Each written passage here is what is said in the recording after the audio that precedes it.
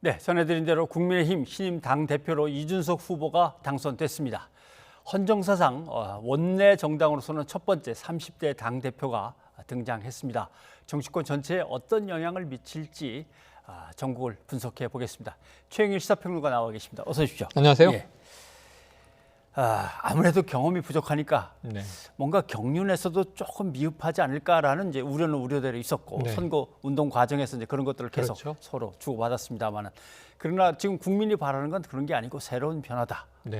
어느 쪽에 무게가 더 실릴 것이냐를 지켜봤는데 자, 당원과 그리고 일반 국민의 민심이 합쳐져서 이준석 대표가 드디어 등극했습니다. 그렇습니다. 보수 정당의 혁신, 변화, 그리고 이제 젊은 패기, 그러면서 사실 가보지 않은 길을 가는 거니까 도전과 모험이거든요.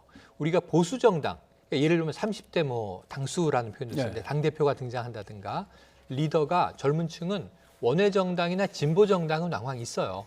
지금 기본소득당의 이제 용해인 의원 같은 경우도 상당히 젊습니다. 최근에 출산을 했고요. 그런데 문제는 보수 정당, 그것도 우리나라 제1야당, 100석 이상 규모의 그 전신을 생각해 보면 새누리당이었고요. 그다음에 한국당이었고요. 신한국당이었던 때도 있었고요. 쭉 이 계보에서 30대 리더는 없었습니다. 그러다 보니까 파격의 파격이죠.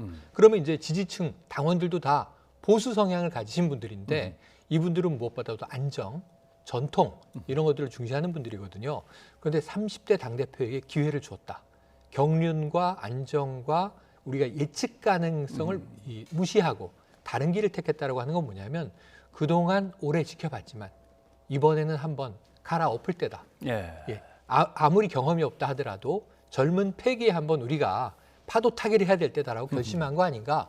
이건 굉장히 파란일 수밖에 없고요. 문 대통령이 이준석 신임 당대표를 극찬했지만 그 개인의 문제가 아니라 저는 이 당원과 지지층의 선택이 매우 놀라운 도전이다. 이렇게 평하고 싶습니다. 그렇죠. 젊은 사람에게 지휘봉을 한번 맡겨보자라고 할 때 40대 기수로는 흔히 얘기했는데 이번 30대 중반이 이제 당대표가 됐으니까요. 그런데 국민의힘에서 우리 당은 지금 이렇게 바뀌어야만 살 수 있다라고 숱한 논의가 오고 가고 어떤 의견이 집약된 다음에 그럼 누구한테 맡길까 이렇게 고른 게 아니라 당 내부의 변화보다는 당 밖에서의 어떤 바람과 또 당원 일부의 바람이 이제 합쳐지면서 이준석 대표가 등장을 했기 때문에 당을 어떻게 이끌고 나갈 건지 이준석 대표의 입에 더 주목할 수밖에 없겠습니다. 한번 좀 들어보죠. 청년다움, 중진다움, 때로는 당대표다움을 강요하면서 우리 사회의 달걀과 시금치, 고사리 같은 소중한 개성들을 갈아버리지 않는 그런 사회를 만들겠습니다. 우리 당은 앞으로 정치하고 싶은 사람이라면은 남녀노소 누구나 공정하게 경쟁할 수 있는 환경을 만들 것입니다. 6월 중으로 토론 배틀을 통해서 2명의 대변인과 2명의 상근 부대변인을 선발할 수 있도록 하겠습니다. 우리의 지상 과제는 대선의 승리입니다.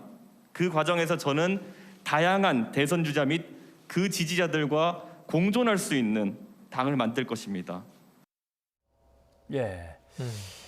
공존과 변화를 얘기했고 그다음에 대변인 뽑는 문제를 얘기하면서 공정한 경쟁으로 뽑겠다 이렇게 얘기해서 어떻게 보면 상당히 파격적인데 야 이거 잘 될까 너무 또 보여주기 시가 아닌가 이런 걱정도 나오긴 합니다. 맞습니다. 그러니까 이제 굉장히 저게 잘 되면 좋겠지만 무리수가 아닌가 하는 것들이 공직 후보자를 뽑을 때 자격 시험을 보겠다 이런 얘기도 했었고요. 이번에 지금 이 상근 대변인 뽑는데 그 자리를 토론 배틀로 물론 대변인은 말을 하는 자리이기 때문에 언변이 좋아야 되겠죠. 그래서 이제 그 능력을 뽑는데 토론 배틀을 한다.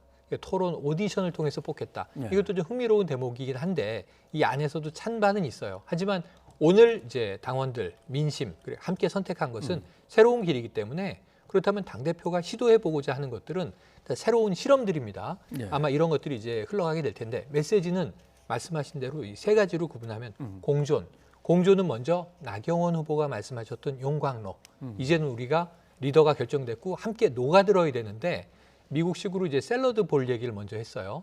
자기식으로 그걸 바꾼다면 다양한 채소들이 각각의 맛을 내면서 어우러지는 샐러드 볼인데 우리식으로는 그게 비빔밥이 될 것이다. 그런데 이것을 외부의 시각으로 당대표다워야 한다. 중진다워야 한다. 뭐 이제 젊은이다워야 한다. 이렇게 이제 강요하지 말고 개성들을 살리자는 거예요. 근데 그러려면 또 다른 다움이 필요해요. 네. 이준석 다운 리더십이 필요하고 아하. 국민의힘 다운 어떤 노선을 결정해야 될 겁니다. 근데 이제 대명사가 아니라 고유명사의 개성을 살리는 이제 새로운 길을 가봐야 되겠죠. 그리고 두 번째는 이제 아까 말씀하신 대로 이제 공정, 내부 외부의 공정한 이제 어떠한 틀을 만들겠다는 거고, 마지막은 자신의 목표는 대선 승리라는 거예요. 예. 그러니까 후보들에게도 공정할 것이고, 그리고 이제 앞으로 중진과의 또 화합을 시도해야 되지 않겠습니까? 예. 근데 그러한 힘을 모아서 결국은 대선 승리로 가겠다. 그럼 이제 어떤 전략으로 갈 것이냐? 사실 구체적인 과제가 놓여 있습니다. 안철수 대표와 국민의 당과는 어떻게 합당할 것이냐. 그렇죠. 윤석열 전 총장은 어떤 조건으로 모셔올 것이냐. 함께 결합할 것이냐. 그럼 내부에 또 우리가 잠룡으로 부르던 내부의 그럼 대권 주자들과는 어떤 형평성의 플랫폼에서 경선을 붙일 것이냐. 이런 문제들이 만만한 문제는 아닌데 네, 어쨌든 그렇죠. 풀어가야 될 과제입니다. 근데 당 대표로서 그런 문제들을 풀어가려면 네, 당의 장악이 문제인데 그렇죠. 사실상 수십 년간 참 산전수전 다 겪은 김종인 비대위원장도 참 힘들어라고 고개를 엄청나게 들었거든요. 힘들었죠. 네. 그런 점에서 이 어떻게 당을 이끌고 나갈 수 있을까? 뭘 네. 동력으로 삼을까도 걱정이고, 또 김기현 원내대표도 또 있으니까 네. 손발을 맞춰야 되고 맞습니다. 그러니까 원내 사령탑은 뭐 활력 있는 김기현 원내대표가 예. 가고, 어차피 원내 지금 사령탑 아니겠습니까? 그러니까 원내 당 대표로서 아마 원내의 이 문제는 김기현 원내대표 중심으로 일임을 할 거고, 하고. 그럼에도 불구하고 이제 대선과 관련된 굵직한 일들은 당 대표가 협의를 통해서 결정하겠죠. 내부에 반대파가 등장할 것입니다. 이 젊은이가 뭐 알아? 저럴 줄 알았어. 예. 미숙하잖아. 이런 비판 끊임없이 나올 거거든요. 이것과 저항하면서 싸워 나가야 되는 것은 숙명과 같은 것이기 때문에 그건 별로 변수로 고려하면 안 될 것 같고, 말씀하신 대로 그럼 어떻게 장악하고 세력화하고 일을 실행할 때 혼자 하는 게 아니라 그리고 조직이 움직일 것인가인데, 이게 제가 이 당대표 선출이 끝나서 말씀드리는 거지만 당 조직, 네. 당직은 상당히 협력할 것 같습니다. 어. 뭐냐면 그동안도 지금 이렇게 우리가 뜨거운 관심을 받아본 적이 없는데, 그렇죠. 이준석이 안 돼도 큰일이다 예. 라는 말들을 당직자들이 참 많이 했어요. 이준석이 안 되면 어떡하지? 그럼 나경원 전 의원이나 주호영 의원은 너무 익숙한 분들이라 예. 뭐 호흡 맞춰서 일하는 건 아무 문제가 없는데, 이 우리 당이 이렇게 변화에 대한 국민적 관심이 뜨거운데 이준석이 안 되면 어떡하지라는 걱정을 하더라고요. 그러면 지지했던 바람이 갑자기 썰물처럼 쫙 빠져나가 버리면 맞습니다. 예. 이준석이 실패하는 것은 청년 정치인 한 명의 실패가 아니고요. 국민의힘과 지지층이 선택한 도전이 실패한 것이기 때문에 사실은 저는 저항, 반대 많을 걸로 보지만 협력 또한 많을 것이다. 어떻게 보면 국민의힘은 그동안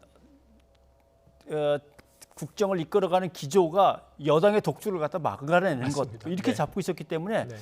어떻게 보면 투쟁 일변도이기도 한 듯 보이기도 하다가 네, 어떨 그렇죠. 때는 상당히 배타적으로 보이기도 했는데 네. 그럼 여당과의 관계도 뭔가 좀 바뀔까요? 좀 많이 바뀔 것 같습니다. 오늘 문재인 대통령도 그것을 강조하면서 이 순방에 나섰는데, 자, 이 정치사의 길이 남을 일이다.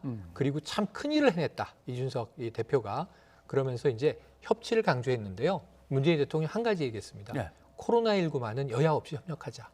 그러니까 이제 이 부분에 있어서는 사실은 이 야당의 또 반론, 문제 제기, 예. 백신을 왜 못 얻어오느냐, 한미 정상회담에서 파트너십도 좋지만 한 1,000만 명분 가져왔어야 되는 거 아니냐, 예. 얀센 100만 명분이 뭐냐, 이런 이제 비판으로 지금 백신의 정치화가 좀 너무 많이 국민들에게 파고들어서 좀 골이 깊게 만들었달까요? 근데 이 부분은 좀 대통령이 큰 틀에서 협력하자고 했는데, 저는 이준석 대표가 이제 야당, 제1야당의 대표는요, 공공연히 뭘 요구할 수 있습니까? 네. 대통령에게. 영수회담 요구할 수 있습니다. 30대의 이준석 대표가 자, 통큰 협치를 위해서 영수회담을 요청합니다. 이것도 굉장히 큰 화제잖아요. 예. 받건 안 받건 청와대가. 그래서 그런 위치에 온 만큼 그렇게 하면 안 받을 수 없겠는데요. 네, 안 받을 수도 없겠죠. 예. 그리고 아마 이제 또 문 대통령이 이제 여야 대표 이 협의체를 상서로 하자는 얘기들을 했는데, 조만간 아마 신임 당 대표가 있으니까 송영길 대표와 함께 또 청와대 오찬 모임이 만들어지지 않겠습니까? 해외 순방 이번에 또 G7 협력 등 이제 소개하는 자리가 만들어질 거 아니에요. 그럼 그 장면도 굉장히 큰 화제가 될 텐데 여기서 어떤 협치의 틀이 잡힐 것인가? 아마 기존의 당권과는 조금 다른 리더십이 구사될 가능성도 높아 보입니다. 네. 그런데 아까 이제 이준석 대표에게 남은 이제 몇 가지 과제들을 과제들이 갖다 있죠. 큰 틀에서 얘기해 주셨는데 네. 당장 그 앞에 남은 것은 이제 부동산 전수조사 같은 거. 네, 네. 결과가 나오면 이게 더불어민주당보다 더 강하게 뭔가 쇄신하는 모습을 보여줘야 될 것 같은 네. 압박도 받을 거고. 그렇죠. 그다음에 역시 뭐 윤석열 전 검찰총장과의 문제나 안철수 국민의당 대표와의 문제 네. 이런 것들 다 놓여 있는 것마다 다 난제입니다, 진짜. 맞습니다. 예. 그래서 제가 보기에는 굉장히 중진들을 활용하는 정치를 할 것 같아요. 지금 주호영 의원도 있고 뭐 나경원 전 의원도 있고 굉장히 좀 치열하게 싸웠습니다만 예. 이 내상을 치유하는 과정도 있어야 되기 때문에 김기현 원내대표도 있고 지금 당장 오늘도 안철수 대표는 좀 맡아주십시오. 이렇게 특사 정치를 이제 하는 모습도 일부 좀 보이고 있어요. 윤석열 전 총장하고 결국은 1대1로 마주 서야 되겠지만 초기에 마주 서는 것이 소통이 좀 어려울 때는 또 다른 윤 전 총장과 가까운 그럼 주호영 의원께서 가깝다고 얘기하셨으니까 한번 이제 이 당권도 정리됐고 모셔보시는 제안을 스카우트 제안을 좀 해오시죠 하고 또 이제 용인술을 예. 쓰게 될 거예요. 하나하나 해결해 나갈 텐데 결국 이제 말씀하신 대로 저는 부동산 전수조사는 권익위에 맡길 수밖에 없고 그렇게 결정이 됐는데 네. 이 한두 달 후에 통보가 오면 읍참마속을 여당보다 강하게 해야 되거든요. 예. 그 숫자가 더 많을 수도 있습니다. 내용도 더 국민들이 보기에 실망스러울 수도 있습니다. 그렇죠. 그럼 이것을 어떻게 도려내고 쳐내느냐가 첫 번째 당내에서의 좀 뼈아픈 리더십을 감수하면서 책임져 나가는 모습일 것 같은데 저는 이준석 당대표가 사실은 기성 정치에 어쩌면 빚진 게 없잖아요. 물론 개파 정치다 그래서 유승민 전 의원에게 빚진 게 있는지 하지만 또 박근혜 전 대통령이 발탁을 했다고 해서 이 마음의 빚을 진 게 있는지 모르겠지만 예. 사실 빚진 게 없는 사람은 무서울 수 있거든요. 그러면서 좀 새로운 예. 혁신을 요구하는 만큼 예. 강한 리더십을 구사해야 될 것 같습니다. 아무튼 뭐 건강하고 멋진 제1야당 한번 기대해 보고 기대해 봐야죠. 시선을 좀 돌려봐야겠습니다. 네. 어떤 사람들은 야 이제 민주당은 어떡하냐 그렇죠. 라는 얘기를 하지만 네. 그래서 저는 그럼 정의당은 어떡할 건데 정의당도 걱정이고 맞습니다. 이 두 당의 입장은 어떨까요? 그러니까 지금 저는 모든 정당이 다 이거 연쇄 도미노로 파장을 맞는 건데 당장 민주당은 어떻게 하느냐. 지금 사실은 지금 이 노후화돼 보이는 걸 어쩔 수 없거든요. 네. 송영길 대표가 가장 억울할 것 같아요. 그 전에 이낙연 전 대표보다 10여 년의 나이를 젊게 했어요. 예. 사실은 이제 이낙연 당대표가 선출될 때 송영길 후보는 그때도 나와서 젊은 민주당을 만듭시다. 젊은 송영길을 선택해 주십시오 그랬거든요. 예. 그러고 이제 됐는데 당대표가 지금 야당하고 마주서 보면 이게 50대와 30대가 돼버린 상황이에요. 58세, 36세 지금 이렇습니다. 지금 대통령에도 헌법상 못 나오는 나이가 이제 당대표로 나선 거죠. 근데 이게 문제는 불리하다는 거죠. 내년 대선을 놓고 지금 여야 구도에서 젊고 혁신적이고 트렌디하고 팬시한 게 예. 좋아 보이는 바람을 일으켰습니다. 컨벤션 효과가. 그럼 노후한 것은 나쁜 것. 이렇게 비교될 가능성이 있는데 민주당은 어떻게 이 관념 이것을 극복하면서 노회하고 또 경륜이 있는 것이 국정의 이 드라이브를 안정적으로 갈 수 있고 야당은 이렇게 치고 올라와 주면 혁신 경쟁을 우리는 함께 할 수 있다. 그럼 젊은 피도 수혈을 해야 되고요. 예. 노련함도 보여줘야 되는데 사실은 지금 대선 가도에서 민주당 앞에는 악재들이 주로 많거든요. 그래서 이것을 어떻게 해결해 나갈지는 또 송영길 대표의 큰 고민이 아닐 수 없겠습니다. 예. 아무튼 이번 새로운 바람이 이준석 대표를 밀어 올리는 걸 이제 보면서 네. 역시 민심에 늘 귀를 기울이고 있어야 되는구나. 무섭죠. 그다음에 시대의 변화에도 맞습니다. 더 관심을 두고 겸허하게 받아들이는 그런 태도가 필요하구나. 참 많은 생각을 하게 했습니다. 예, 최영일 대표 여기까지 듣겠습니다. 고맙습니다. 고맙습니다.